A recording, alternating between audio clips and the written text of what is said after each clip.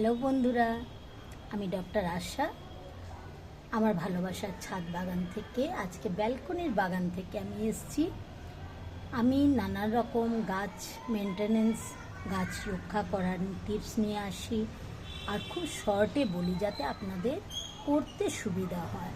কারণ বড় ভিডিও আপনারা দেখতে চাইবেন না, কারণ সবাই ব্যস্ত আজকে, এবং অনেক বিউটি টিপস দিয়ে থাকি। আজকে সেরকমই একটা বিউটি টিপস নিয়ে এসেছি। কারণ হচ্ছে চুল, কেশ মানুষের বেশ, কেশ না থাকলে তো হবে না।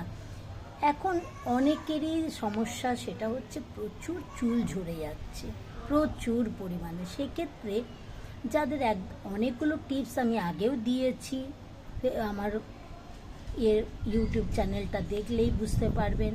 আজকে একদম সহজ আর একটা বলছি। চানের 1 ঘন্টা আগে, এই দেখুন আমার এটা হচ্ছে পেঁয়াজের রস, দেখতেই পাচ্ছেন পেঁয়াজের রস আমি করে নিয়েছি।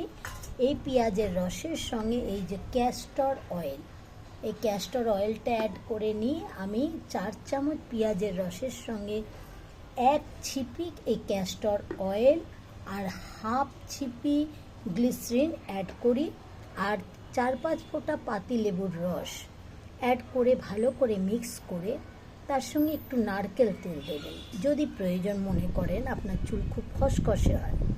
করে পুরো মাথায় ভালো করে এই রসটা, এই মিক্সারটা আপনি যেটা করেছেন সেটাকে লাগিয়ে ফেলুন।